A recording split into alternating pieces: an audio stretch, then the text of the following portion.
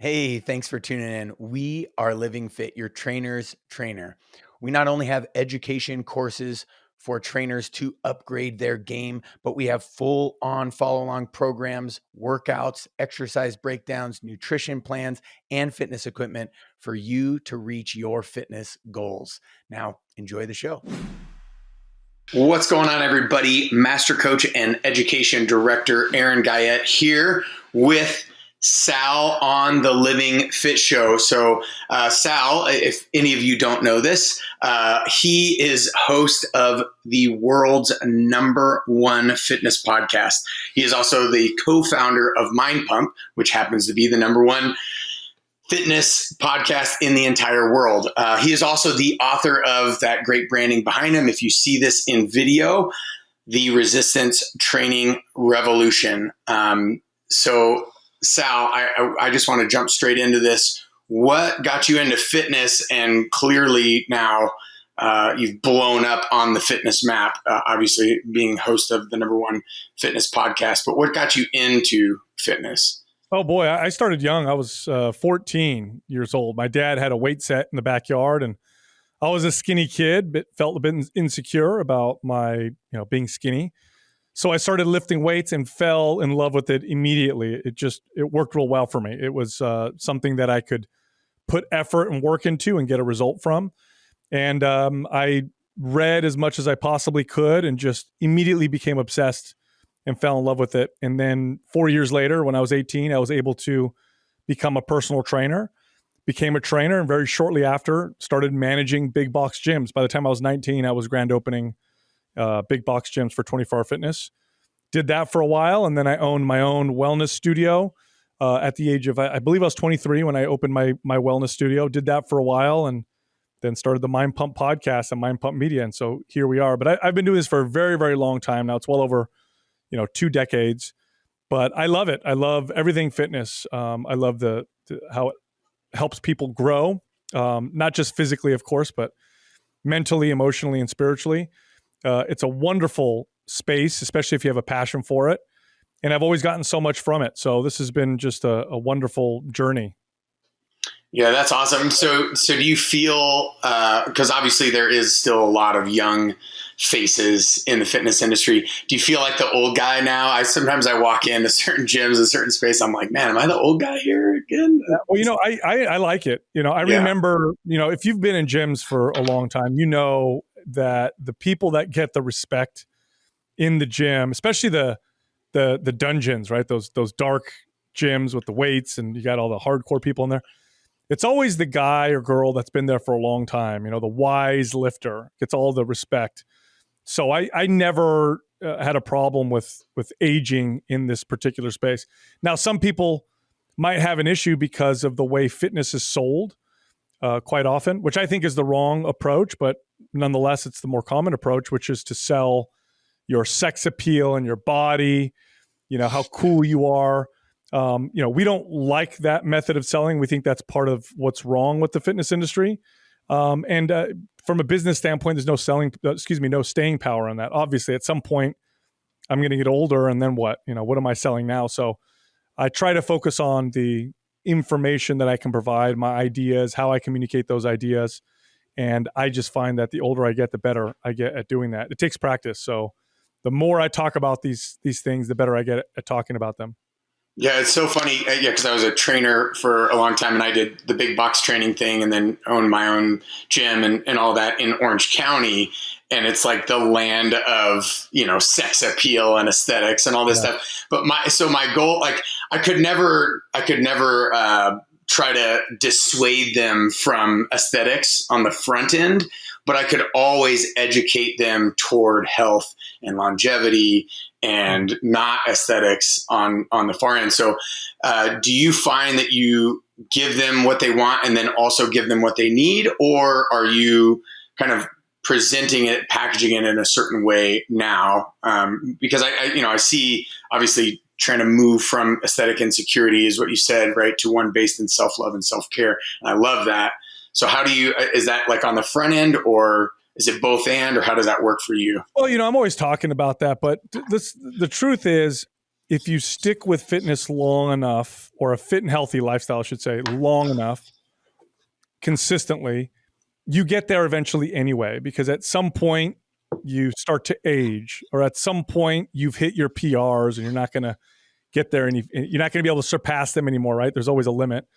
Or at some point you start to accept the fact that you're not the most genetically gifted or the most beautiful or the most, awesome looking. And that's when the real benefits, I think, come from. And if you want to continue sticking with it, now you can be very hard-headed about your aesthetic goals. And if you stay there and you try to stay there and you stay with fitness long enough, that's really turns into dysfunction. That's what turns into, overuse of plastic surgery or performance enhancing drugs, or really hating your body and causing damage to yourself.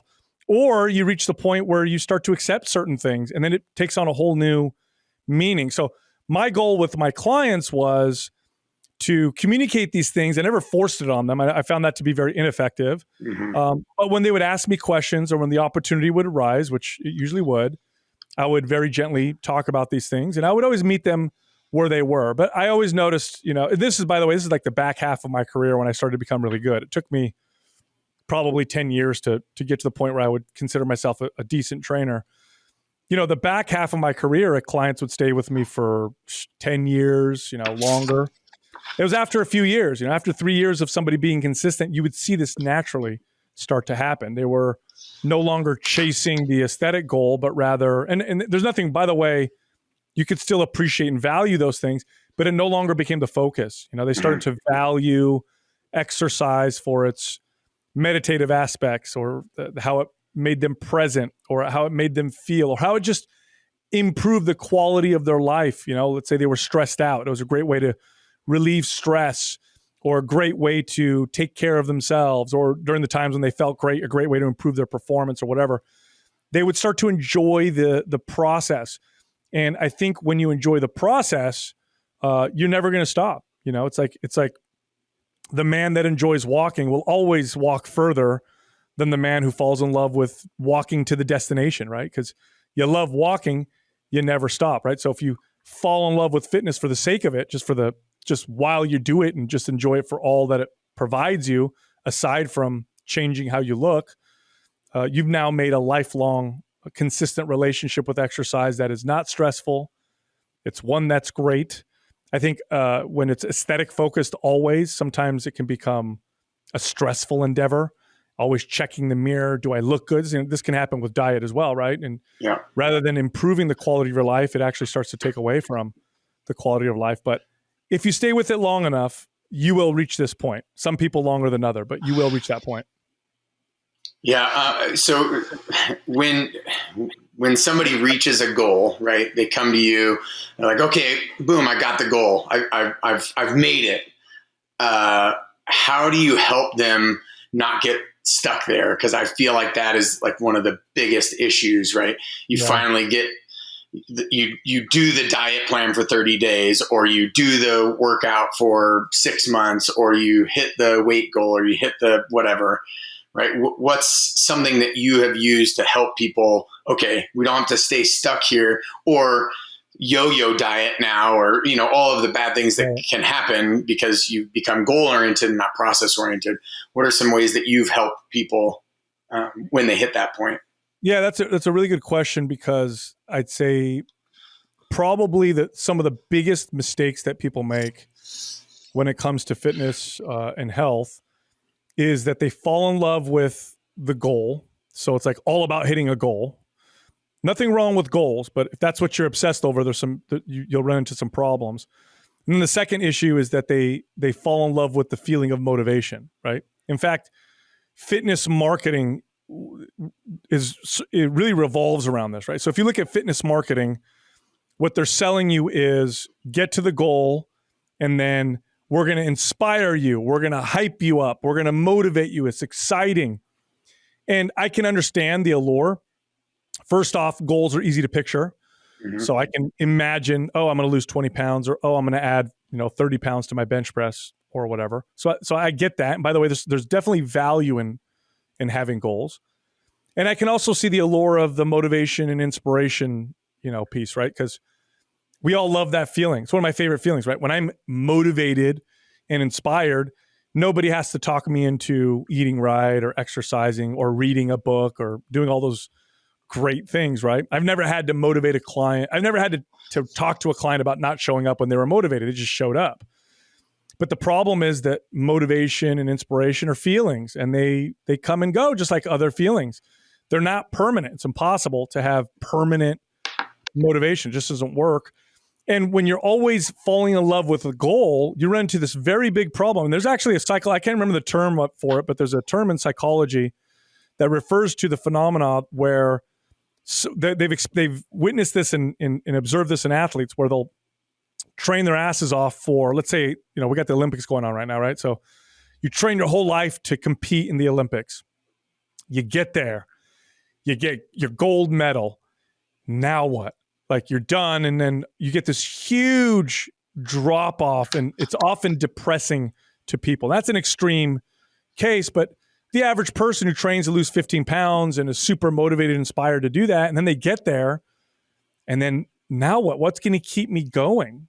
This is part of the reason why the fail rate with diets and exercise is it's north of 85%. I'd say it's probably closer to 100%. People just consistently fail long term mainly because of those two things. So what do I do? How do I talk to clients about this? Well, number one, you're not going to talk somebody out of wanting those things. So I think if you try to push in the opposite direction, you're going to be, it's going to go in one ear out the other. So instead, what I do is I try to convey to them that there's a better way to get to their goals, and that is to focus on the behaviors that lead to the result, right? So just like I told you earlier, the man that loves walking will walk further than the man that falls in love with the destination. It's a similar conversation that I'll have with clients and with people. So if we talk about motivation, I'll say it's a wonderful feeling. It's great to be motivated, but we want to try to build the skill of discipline to carry you through those periods in between motivation. And people can relate to that, right? And there's a whole process of what that looks like. One of the pieces is to set realistic goals. So I'll say, okay, what are your goals? And of course, when somebody's in a motivated state of mind, the goals are just they're lofty. So I'll say, okay, do you think you can maintain that for the rest of your life, right? And the answer is usually no. I'll say, okay, put yourself in an unmotivated state of mind. What's realistic? And let's start there. So that's one piece. But really, it's about the behaviors. So you mentioned something earlier. You said, exercising and eating right as a form of self-care and self-love. Okay. Mm-hmm. So along those lines, if I am chasing health, optimizing my well-being, my vitality, if I exercise to feel good in the real sense, not in the egoic sense, but in the truest sense, where I feel healthy, vibrant, good. I modify my workouts in order to do this. So if I'm really stressed and tired, well, my workout's going to be much easier, probably be more focused on mobility and, being present. If I'm feeling really energized and I've gotten good sleep and I'm really well fed, well, now maybe I might train much more intensely.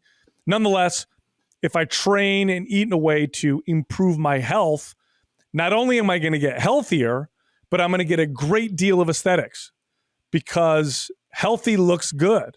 If you were to close your eyes, if you're watching or listening to this, and you were to close your eyes and imagine yourself in perfect health, perfect physical health, perfect mental health, perfect spiritual health, right?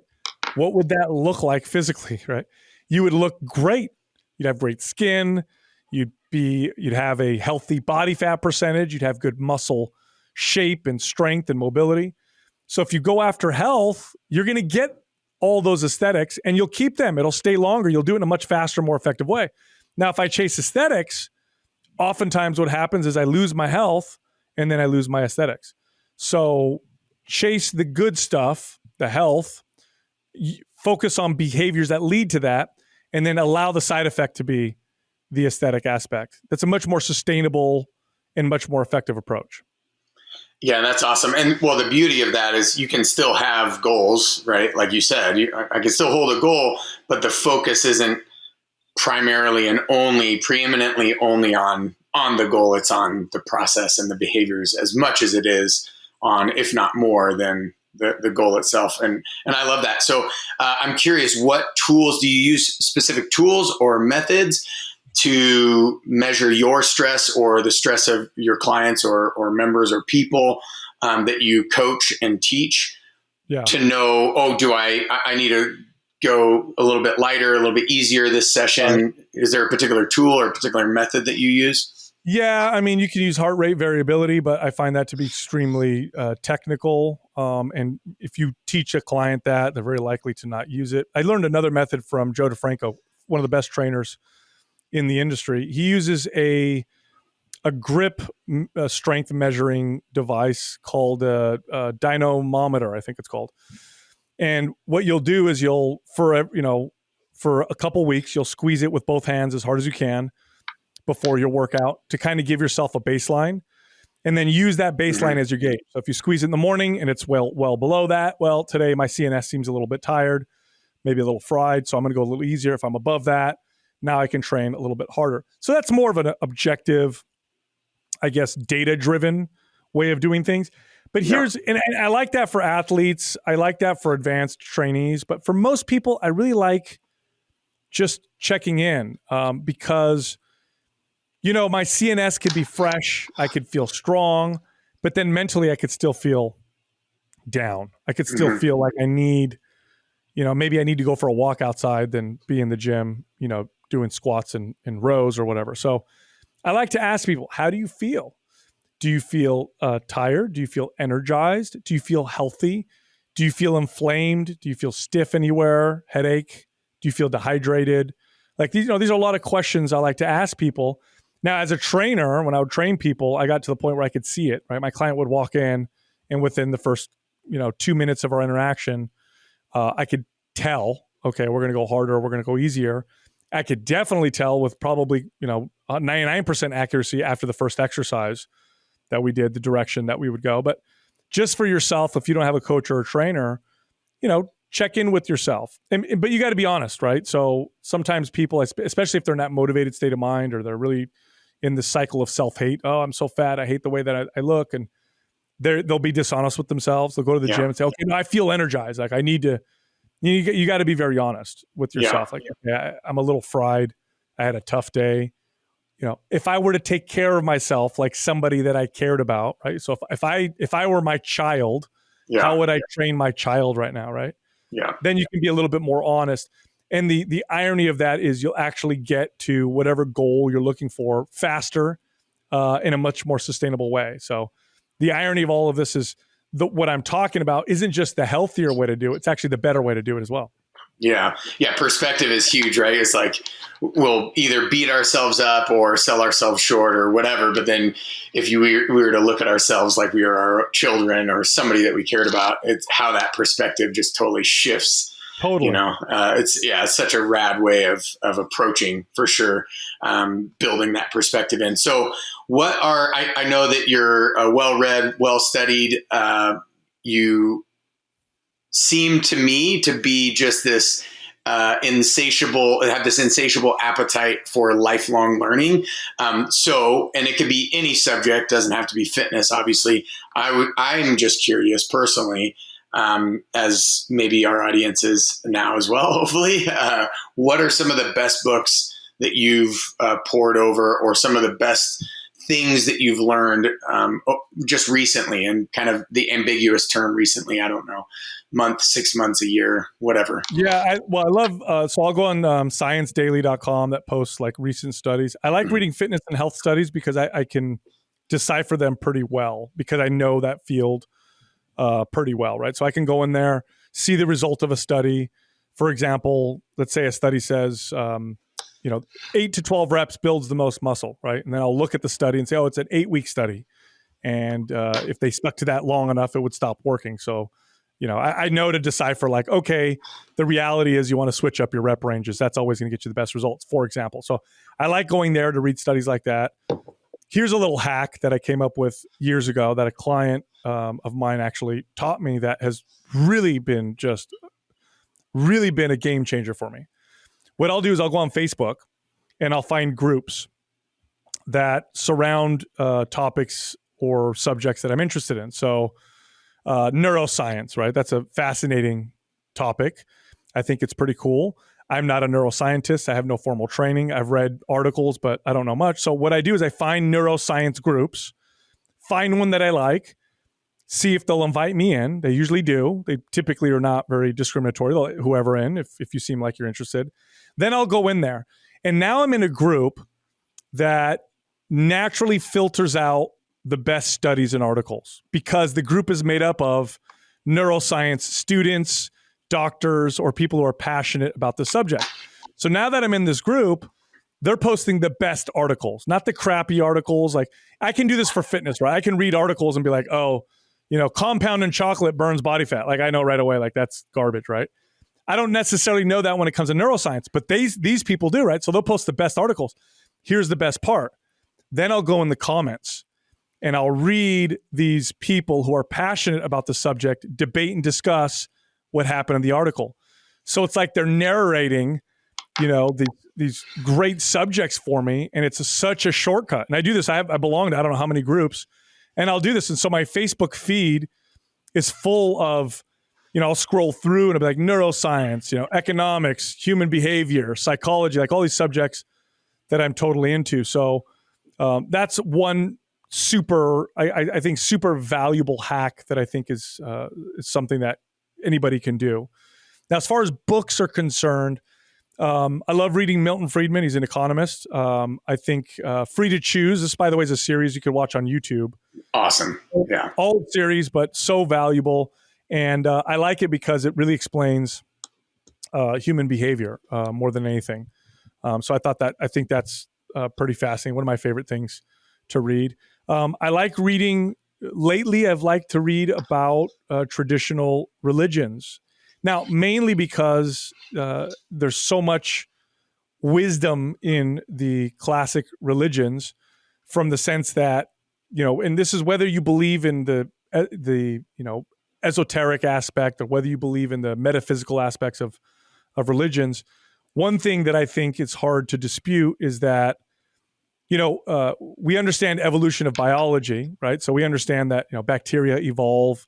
I think it's pretty well documented that there's organisms evolve over time. But one thing that a lot of people don't realize is so do ideas. In other words, the same tests that promote the evolution of traits in our biology also will get rid of bad ideas and keep good ideas. And this is where wisdom comes from. So if you see a teaching that is consistent in all the major world's religions, you know that there's some deep human behavior wisdom there, right? So to give you an example, and this, I'll take it back to health and fitness, fasting, right? So fasting is all the rage now, probably for the last 10 years. Everybody's been talking about fasting, which I think is funny because when I first got into fitness, no fitness professional was promoting fasting. Anti-fasting. Oh yeah. Nonetheless, all of a sudden it's this great, new thing, provides physiological benefits, whatever. Yeah. But really, fasting you can find in every major world religion.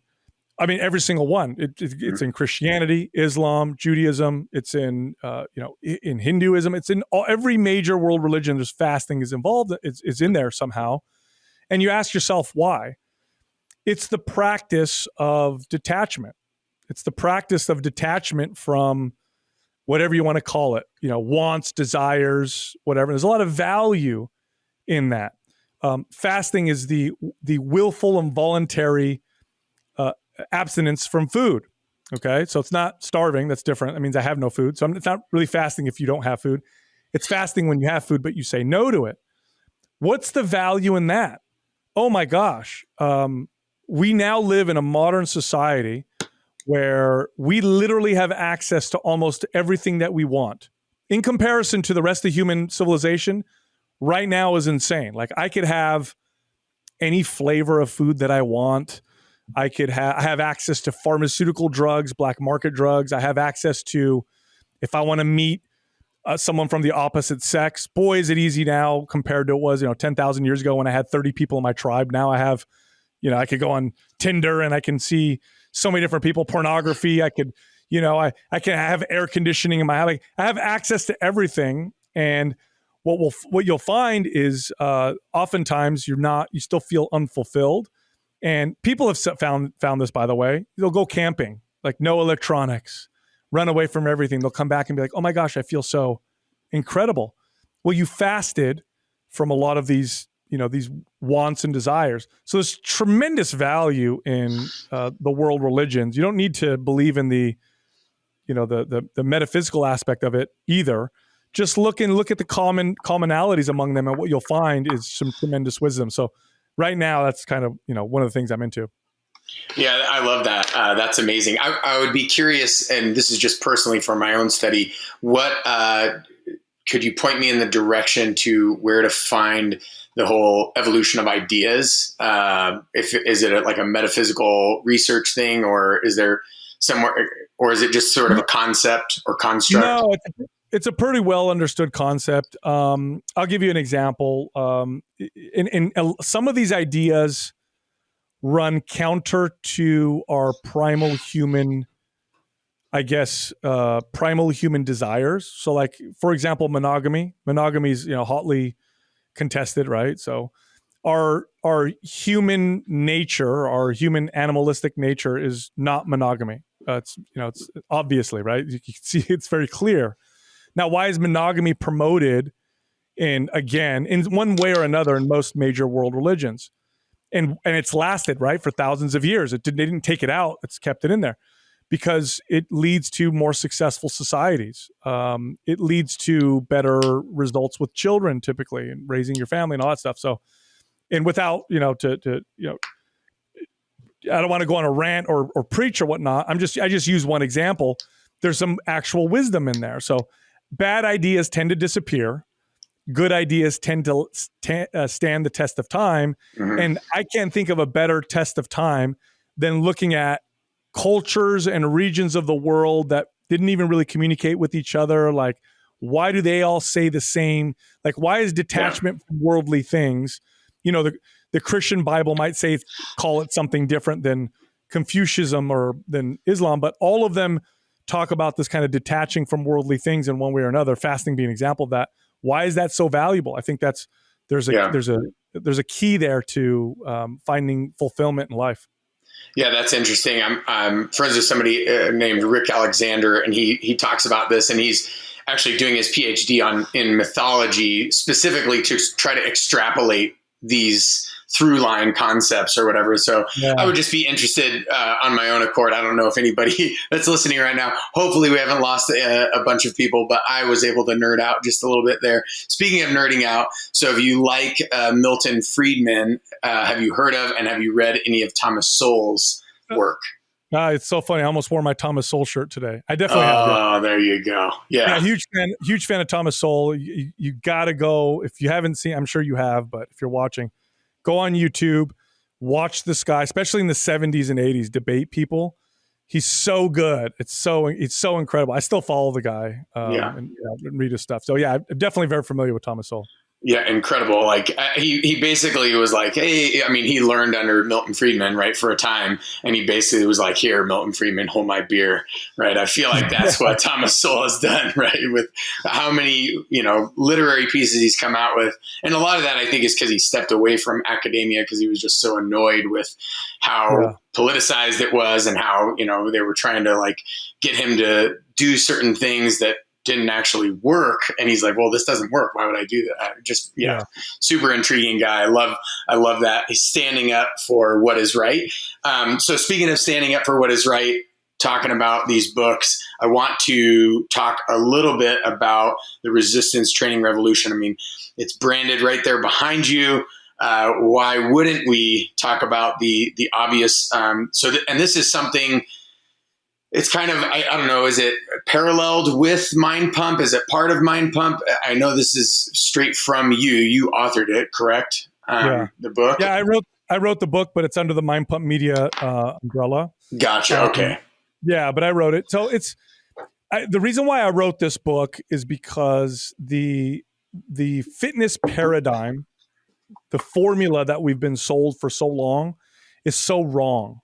It's so wrong, and it's led to it's part of the reason why we're in the chronic health epidemic that we are now. It's part of the reason why obesity is so hard to solve for so many people. So the old paradigm looked like this, right? So we've known for a long time that we're in this obesity epidemic. We kind of became aware of it in the 70s, 80s. It started to get popular. And then since then, this is what we've heard. And obesity is this kind of umbrella condition that contributes to lots of other conditions. Diabetes and Alzheimer's, cancers, osteoporosis, autoimmune diseases. Like it makes everything worse. Even if you take obesity out, there's still lots of chronic health issues that don't involve obesity that I think the correct paradigm of fitness and health could solve. In fact, of all of the industries in the world, only the health and fitness industry has the solutions for our chronic health issues. Our Western medicine doesn't. It's very symptom-based. There is no industry that better suited to solve this problem. I'm not saying we're perfect because there's a lot of problems with the fitness industry, but if you get the right information that'll solve it, you'll find it in our space. But the paradigm that we've been sold, mainstream, has been totally wrong. This is kind of how they describe it, right? So obesity. So how do we solve obesity? We need people to lose weight. Well, this is how you get people to lose weight. You have them take in less calories than they burn, or you have them burn more calories than they take in. Now, this is true, right? This is a law of thermodynamics. You can't get around this. Doesn't matter if you eat vegan or paleo or keto or whatever. If your calories are too high, it's not going to happen. They have to be lower than what you're burning in order for you to burn body fat. So that's true. And we don't need to talk about the diet part just yet. But the other side of this equation is the burn calories part. And what they've done, and this has been such a travesty, is they've looked at exercise and they've valued exercise on how many calories you burn while doing it. This is all the value of exercise when it comes to mainstream, fitness or what the mainstream media will promote to us. How many calories does it burn? Oh, you like to ride your bike? This is how many calories you burn in an hour. Oh, you like to lift weights? This is how many calories you burn in an hour. This is terrible because of all of the benefits that exercise can provide you, even the ones that result in weight loss that can solve obesity, the calories that you burn while you do that form of exercise is literally the least important thing. In fact, that doesn't matter at all. We shouldn't even pay attention to that. What's really important, which is what we're completely ignoring, is how does this form of exercise get my body to adapt? And then what does that mean? What do those adaptations mean? Okay. So if we take a step back and go back to the old paradigm, calories in versus calories out, exercise valued, really all of its value is about how many calories burned. Well, if we look at everything or all exercise from that standpoint, well, the answer becomes very clear as to what the best exercise form is. That's cardio, right? So no form of exercise burns more calories per time being spent than cardio. This is totally true, right? If you run for 30 minutes, you'll burn more calories than if you lift weights for 30 minutes or than if you do yoga for 30 minutes or do any other form of exercise. Here's the problem. We're ignoring the adaptations that occur in the body. Cardiovascular activity definitely has some benefits. However, the adaptations that cardiovascular activity induce in the body are counter to solving the obesity epidemic. In fact, cardiovascular activity done consistently over time actually teaches your body to burn less calories over time. It actually teaches your body to slow down its metabolism. Now, people might be watching this going, well, that's crazy. Why would your body do that? That sounds terrible. What you need to understand is it's not, from the context of human history, a more efficient metabolism is a great thing. Okay. You don't want a metabolism that burns tons of calories. You want one that burns less calories. And if I'm consistently doing a form of activity that A, burns a lot of calories while I'm doing it, B, requires very little strength to do so, what my body's going to do is it's going to find a way to burn less calories while I'm doing it and burn less calories all the time to make up the difference. And the primary way your body does this is by paring muscle down. Now, I say paring muscle down because people incorrectly say cardio burns muscle. It's not true. You're not burning muscle as energy. That's a very challenging process. You'd have to starve yourself and really get crazy with exercise in order for that to happen. What your body's doing is it's reducing muscle mass so that you become better at doing cardio. and so that you burn less calories over time. Now, this isn't just my observation or the observation of any trainer who's been working in gyms for over 10 years. Studies support this. Studies show that cardio and diet typically results in, on average, about half the weight that's lost being from muscle. So let's say you lose 10 pounds on the scale from cardio and diet. You can expect that probably around 5 pounds of that came from lean body mass. Now, why is that a bad thing? I lost 5 pounds of muscle, but I also lost 5 pounds of body fat. Well, we talked about the slower metabolism. That's terrible. We'll get to that in just a second. But first, because if you lose half the weight in muscle, you're roughly the same body fat that you were before. You're just smaller, right? You're just a smaller, same flabbiness, slower metabolism version of yourself. Now, why is a slower metabolism not a good thing in the context of modern life? Because now you're screwed. You're surrounded by easily accessible, hyper-palatable food. You're not active throughout the day. Our modern lifestyles it's very challenging to be active all day long. You have a slower metabolism, meaning it's easier to eat in a calorie surplus. And so you end up obese, or you end up eating very little just to maintain whatever weight you lost. So what that typically looks like when people employ this old school paradigm method is they initially lose weight very quickly. This is what happens, right? Oh, boom, lost 10 pounds, lost 12 pounds. Then they plateau real hard. Metabolism adjusted, it slowed down. Now I either have to do more cardio or cut my calories even more, or both. So then I do a little bit more weight loss, but now I've plateaued again. Eventually, at the end of this road, I've lost 30 pounds and I'm eating way less than I was before. And in order to maintain this 30-pound weight loss, I got to keep up this 5 days of cardio and I got to keep up this low-calorie diet. Obviously, unless you're a fitness fanatic and you just love it, it's unsustainable for the average person. Now, what if we replaced cardio with a different form of exercise? What if we replaced it with a form of exercise whose main adaptation results in a faster metabolism? So this form of exercise I'm referring to is resistance training, also known as strength training, right? So lifting weights or using body weight in resistance training, or resistance bands or machines, really doesn't matter. Resistance training in this context refers to using resistance in a way to build strength and build muscle. So what does that look like? Well, as I'm doing resistance training, my metabolism starts to speed up as I build more muscle. By the way, it's not just more muscle that burns more calories, because I know there's some science nerds that are watching right now, which I appreciate, who are going to say things like, "Oh, every pound of muscle only burns 10 extra calories." Or, by the way, that's not nothing. 5 pounds would burn 50 extra calories. Do the math over a year. Actually makes a significant difference. But it's not like that. It's actually more. There's a range of efficiency that your body has with your lean body mass. In other words, my body, through its metabolism and the mechanisms of my metabolism, can choose to be more or less efficient with the same amount of lean body mass. Resistance training encourages my body to become less efficient because I'm constantly sending a muscle building signal. So what does that look like? Well, initially the weight loss starts off slow, mainly because I'm not losing any muscle. I'm only losing body fat. In fact, if I'm just starting off, I might even build muscle initially. But over time, as that metabolism boost starts to kick in, weight loss starts to snowball. Fat starts to burn off my body. And here's the best part. At the end of this journey, I'm oftentimes left with a metabolism that burns more calories than it did before. What does that mean? That means I can eat like as many calories as I did before, or often more, to maintain my weight loss. Much more sustainable, right? But it goes even deeper than that. Resistance training doesn't require as much time spent doing it to elicit those results that we're talking about, right? The average person could get excellent results from resistance training twice a week. The average person. Now, they're not going to look like a bodybuilder. They're not going to be a strength athlete, but most people don't care about that. Most people just want a fit, lean body. 2 days a week for most people is plenty for the results and the stuff that I'm talking about. There's another benefit to it.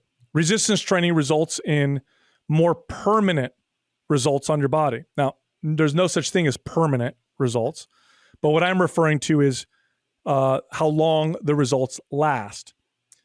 There's something called muscle memory, right? This is a very real thing. Every time you build muscle, and without getting too technical, you add more satellite cells and you add essentially more of the molecular functions that support this new muscle mass. When you lose that muscle mass, those things still remain, which result in faster muscle mass gain to get back to where you were before the second time around. So to give you an example, let's say you started working out now with resistance. So you're doing resistance training, you're lifting weights. And let's say in an entire year, you gain 10 pounds of lean body mass, which is a lot. That's a lot of muscle to gain in a single year. So you gain 10 pounds of lean body mass. And then for whatever reason, you stop for a few months. You become very sedentary. You lose all 10 pounds of muscle. Then you decide you want to get back into it. You start working out again. You'll gain back that 10 pounds of muscle within 30 to 60 days. So it might have taken you a year to gain it the first time, and then you lost it. To gain it back much, much faster. This is well documented in studies. This is proven by science. I've observed this many times. Maybe you've observed it yourself, or you've broken a leg and then taken the cast off, no muscle, and just marveled at how fast the muscle came back on your body. That's called muscle memory. This is why people who base their fitness protocol around resistance training come back from vacation and they notice they haven't really changed much. Whereas people who base their fitness protocol around lots and lots of cardio and activity notice after a week vacation, they take a lot of steps back, right? So there's tremendous benefits to resistance training when it comes to obesity. And in the book, I talk a lot about these benefits. And I also crush a lot of the myths that surround resistance training. I'll give you one. I'm sure you'll ask me about others, but I'll just give you one real quick. It was widely believed up until recently that the best form of exercise for heart health was cardio. So if you want better heart health, then you got to do lots of cardio. And this makes sense, right? Because cardiovascular activity improves your endurance, which involves your heart's capacity and its ability to circulate blood and all that stuff. Well, we now have studies showing that resistance training is actually superior for heart health. And if you don't believe me, you can look it up yourself. I actually talk about one of the studies in the book. In fact, I had a cardiologist on my podcast recently who, the reason why I had him on the podcast is he goes around talking to other cardiologists exactly about this, about how resistance training, through its ability to improve improve upon insulin sensitivity, through its ability to speed up the metabolism, through its ability to reduce inflammation, makes it one of the best forms of exercise for heart health of all things. Yeah. So I tend to use like a metabolic pathway approach in my training. And, so I'll say if you're doing endurance or aerobic activity, it's to create efficiency and endurance so that you can do the strength training, right? The anaerobic work, power, for explosiveness for athletes or whatever, and for being anti-fragile, as well as, injury proofing yourself so that if you trip off of something, you actually have a fast explosive reflex to be able to catch yourself and whatnot. Right. So that's the benefit generally of the explosive power work. And then the robustness of the strength work, or in your case, the resistance training. And so, but then the finding that I'm seeing, right, is endurance is creating efficiency and the ability to endure, right, as the adaptation, so that you can do the thing that is, and now, I've got a laundry list of things that I'll be checking up and looking into because of you talking about your book, and I'm excited about it. But it just makes sense, right? You can burn calories while you're doing your exercise, but ultimately the adaptation is for efficiency. It's to make you a more efficient mover, which actually reduces basal metabolic rate, reduces the actual caloric burn of when you do the thing. So it just totally makes sense. And fitness is such a relatively new thing in humanity, right? Before that, we were essentially trying to get really efficient at, whether it was the domestication of wheat and farming and all of this stuff, or hunting and gathering or whatnot. So it's like our work was sort of done for us. Like we just had to go and do these things. So it was very important to conserve metabolism and calories. But now we sit around and we watch podcasts and stuff. So. Yeah, Aaron, I want to be very clear. There's value in all forms of exercise. Oh, for sure. So long as they're performed appropriately, right? Correct. I think if I constructed the perfect routine, it would incorporate, of course, a strength training component, a cardiovascular component, mobility, flexibility component. Yep. But the reason why I communicate resistance training so much is I'm talking to the average person. Absolutely. No, it totally makes sense. Yeah, and if you're a trainer watching this right now, I'm going to tell you this right now, especially if you're new. The most you could hope for the average person to stay consistent forever with exercise, about 2 days a week, 2 or 3 days a week max. You're not going to get the average person who is not a fitness fanatic like we are to work out scheduled workouts every single day. It's just not going to happen. Yeah. If you do a great job, you'll get 2 or 3 days a week of exercise out of them. And in that case, do the thing that's the most effective for them to buffer them against the ills of modern society. You were talking about our bodies becoming more efficient in how we evolved. There was this remarkable study, and by the way, they've done other studies now to support this, but there was this remarkable study done on modern hunter-gatherers. I actually talk about this in the book. There's the Hadza tribe in northern Tanzania. So they live the way that humans lived 50,000 or 100,000 years ago, right? They're modern hunter-gatherers. So no electronics, no indoor plumbing, no synthetic materials. They hunt and they gather and they live in tribes, right? And so scientists went down there and studied them, and through some very sophisticated testing, were testing their metabolic rates. Okay, how many calories are these hunter-gatherers burning every single day? Now consider the activity level that these people have, right? They're not sitting down watching TV all day long. They're active most of the day. Now they definitely have times of leisure, but in comparison to the average Westerner, they're so much more active. I mean, look at hunting, for example, okay? The way humans hunted for thousands of years is we would take a spear. We're really good at throwing with accuracy. It's one of the things that humans do better than any other animal. So we'd hit an animal with a spear. And then the second thing humans do very well, better than most animals, is we can trek or run for distance without stopping. We can outrun almost any animal. In fact, there was this old contest, they don't do anymore, where it was a long distance run and they would have a horse race a human, and sometimes the human would win. Like, we're really good at just consistent going, right? So what these hunter-gatherers do is they throw a spear and then they chase the animal for 12 to 15 miles. Animal has to stop out of exhaustion, and then we sprint and kill it, right? So these Hadza tribes people, super active. At the end of the study, the researchers could not believe the result, but it makes perfect sense. These people were burning roughly the same amount of calories as the average Western couch potato. Again, you think to yourself, how is this possible? Because it makes no evolutionary sense for tribes people or hunter-gatherers to burn 8,000 calories a day. There's no way we would survive. You know how hard it is to find 8,000 calories in a day? So their bodies just become very efficient. And what do these people do a lot of? Cardio. Tons and tons and tons and tons of cardio. Again, there's nothing wrong with it, and activity's great for your health.